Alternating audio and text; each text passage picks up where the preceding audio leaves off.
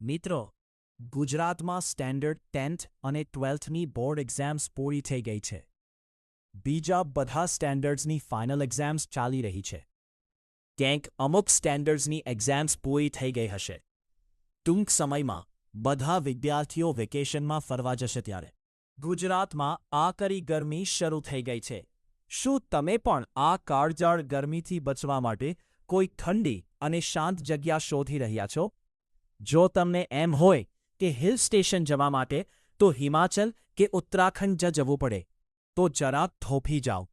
આપણા ગમતા ગુજરાતમાં પણ એવા અદ્ભુત હિલ સ્ટેશનો આવેલા છે, જ્યાં ઉનાળામાં પણ તમને ગુલાબી ઠંડીનો અહેસાસ થશે અને સાથે જ આપણા સનાતન ધર્મ અને ભવ્ય વારસાના દર્શન પણ થશે. નમસ્કાર, રામ રામ, જય શ્રી કૃષ્ણ મિત્રો. ગમતું ગુજરાત ચેનલમાં તમારું સ્વાગત છે.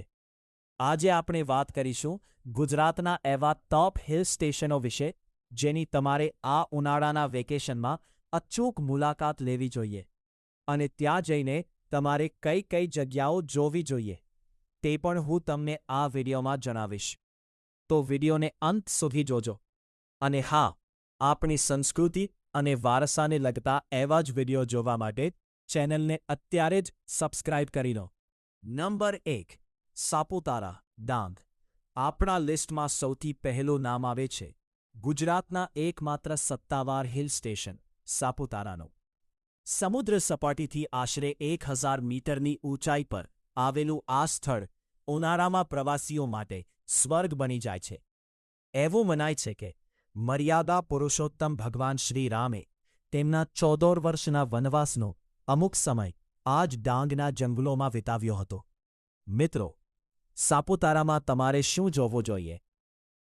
સૌથી પહેલાં તો શાંત સાપુતારા તળાવમાં બોટિંગની મજા માણવી, જ્યાંથી આસપાસની ટેકરીઓના સુંદર દ્રશ્યો દેખાય છે.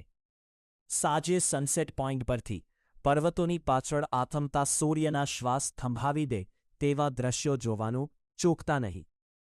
જો તમે ચોમાસાની શરૂઆતમાં જાઓ છો તો અદ્ભુત ગીરા ધોધ જોવાનું ના ભૂલતા અને આપણા વારસાને વધુ નજીકથી જાવા માટે સાપુતારા આદિવાસી મ્યુઝિયમની મુલાકાત ચોક્કસ લેજો. શું તમે પણ આ કાળઝાળ ગરમીથી બચવા માટે કોઈ ઠંડી અને શાંત જગ્યા શોધી રહ્યા છો? જો તમને એમ હોય કે હિલ સ્ટેશન જવું, સાપુતારામાં તમારે શું જોવું જોઈએ? સૌથી પહેલા તો શાંત સાપુતારા તળાવમાં બોટિંગની મજા માણવી, જ્યાંથી આસપાસની ટેકરીઓના સુંદર દ્રશ્યો દેખાય છે. સાંજે સનસેટ પોઈન્ટ પરથી પર્વતોની પાછળ આથમતા સૂર્યના શ્વાસ થંભાવી દે તેવા દ્રશ્યો જોવાનું ચૂકતા નહીં. જો તમે શરૂઆતમાં જાઓ છો તો અદ્ભુત ગીરા ધોધ જોવાનું ના ભૂલતા આપણા વારસાને વધુ નજીકથી જાવા માટે. Number 2, Don hill station, Dang. જો તમે સાપુતારા જઈને કંટાળ્યા હો અને કોઈક નવું અને એકદમ શાંત સ્થળ શોધી રહ્યા છો, તો ડોન હિલ સ્ટેશન તમારા માટે બેસ્ટ છે. સાપુતારા પછી આ ગુજરાતનું બીજું સૌથી ઊંચું હિલ સ્ટેશન છે. ઉનાળામાં પણ અહીંનું તાપમાન માત્ર 17થી 32 ડિગ્રીની વચ્ચે જ રહે છે. મિત્રો, ડોન હિલ સ્ટેશનની આસપાસ શું જોશો? અહીં એક ખૂબ જ શાંત અને સુંદર ડોન બોસ્કો ચર્ચ આવેલું છે. પ્રકૃતિ પ્રેમીઓ માટે અહીંથી નજીકમાં આવેલા પોલો મેમોરિયલ અને વિજયનગર ફોરેસ્ટ બેસ્ટ છે, જ્યાં પ્રાચીન ખંડેરો અને ગાઢ જંગલો છે. અને આપણા ગૌરવભર ઇતિહાસને જાણવા માટે અહીંથી થોડા જ અંતરે આવેલો ઐતિહાસિક ઈડરિયો ગઢ, ઈડર ફોર્ટ જોવાનું તો બિલકુલ ના ભૂલતા. Number 3, Wilson hills. ધરમપુર નજીક આવેલું વિલ્સન હિલ્સ સમુદ્ર સપાટીથી આશરે 750 મીટરની ઊંચાઈ પર છે. આકરા ઉનાળામાં અહીં આવતા ઠંડા પવનો મનને પ્રફુલ્લિત કરી દે છે. વિલ્સન હિલ્સમાં ફરવાલાયક સ્થળો કયા છે? અહીં એક ખૂબ સુંદર સ્ટેપિંગ ગાર્ડન આવેલો છે, જેના પગથિયા છે છેક નીચે આવેલી ખીણ સુધી જાય છે. ગાઢ જંગલોથી ઘેરાયેલી ઓઝોન વેલીમાં નેચર વોક કરવાની મજા ખૂબ અલગ છે. ટ્રેકિંગના શોખીનો માટે અહીંના મારવાડ હિલ્સ બેસ્ટ છે અને આ બધી પ્રાકૃતિક સુંદરતાની વચ્ચે આવેલું છે ખૂબ જ ઐતિહાસિક અને પવિત્ર બરુમાલ મંદિર. ભગવાન શિવને સમર્પિત આ ધામમાં દર્શન કરીને તમારો પ્રવાસ સફળ બનેગા. નંબર 4. પાવાગઢ પર્વત. હવે વાત કરીએ એક એવા હિલ સ્ટેશનની જે ગુજરાતના લોકોની અપ્રતિમ આસ્થાનું પ્રતીક છે. પંચમહાલ જિલ્લામાં આવેલો આ પાવાગઢ પર્વત માત્ર એક હિલ સ્ટેશન જ નથી, પણ એક મહાન શક્તિપીઠ છે. ઊંચાઈ પર હોવાથી અહીં ઉનાળામાં પણ ગરમી ઓછી લાગે છે.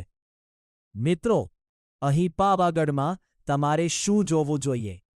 સૌથી પહેલાં તો જગતજનની કાળિકા માતાના દર્શન ક્યારેય ચૂકવાના જોઈએ. પર્વતની તળેટીમાં આવેલો ભવ્ય Champaner Pavagadh archaeological park, UNESCO world heritage site અને તેની અંદર આવેલી જામા મસ્જિદના સ્થાપત્ય જોવા જ જોઈએ. આ ઉપરાંત આપણા ઇતિહાસની ઝલક આપતા ઐતિહાસિક પાવાગઢના કિલ્લાના અવશેષો પણ જોવાલાયક છે. નંબર 5. ગિરનાર હિલ, જૂનાગઢ. અને અંતે ગુજરાતનો સૌથી ઊંચો અને સૌથી પવિત્ર પર્વત એટલે ગિરનાર. ગિરનાર એ માત્ર પર્વત નથી, એ સનાતન ધર્મ અને જૈન ધર્મનું એક જીવંત યાત્રાધામ છે. વહેલી સવારે જ્યારે તમે ગિરનાર ચઢો છો ત્યારે જે ઠંડા પવનની લહેરો અને જૂનાગઢનો નજારો જોવા મળે છે તે શબ્દોમાં વર્ણવી શકાય તેમ નથી. મિત્રો, ગિરનાર અને જૂનાગઢમાં તમે શું જોશો? અહીં આવો એટલે ગિરનાર પર્વતની ટોચ પર બિરાજેલા અંબાજી માતાના મંદિરના દર્શન કરવા પડે. માર્ગમાં આવતા પ્રાચીન જૈન મંદિરો, જેમાં નેમિનાથ અને મલ્લીનાથ મંદિરનો સમાવેશ થાય છે, તે અદ્ભુત સ્થાપત્યનો નમૂનો છે. અને જો તમે શિયાળામાં યાત્રાના સમયે આવો છો તો પ્રખ્યાત ગિરનાર પરિક્રમાનો અનુભવ તમારા જીવનનો એક શ્રેષ્ઠ આધ્યાત્મિક અનુભવ બની રહેશે. તો મિત્રો, આ હતા ગુજરાતના એવા હિલ સ્ટેશનો જે ઉનાળામાં તમને માત્ર ગરમીથી જ રાહત નથી આપતા, પણ આપણા સમૃદ્ધ ઐતિહાસિક અને ધાર્મિક વારસાની વધુ નજીક લઈ જાય છે. તમે ઉનાળાના વેકેશનમાં તમારા પરિવાર સાથે આમાંથી કયા હિલ સ્ટેશન પર જવાના છો? મને નીચે કોમેન્ટ કરીને જરૂર જણાવજો. જો તમે આ વિડિયો પસંદ આવ્યો હોય તો વિડિયોને લાઇક કરો, તમારા મિત્રો અને પરિવાર સાથે શેર કરો અને આપણા ગુજરાતની ધરોહરને જાણવા માટે ગમતું ગુજરાત ચેનલને સબસ્ક્રાઇબ કરવાનું ભૂલતા નહીં. જય જય ગરવી ગુજરાત, જય સનાતન ધર્મ.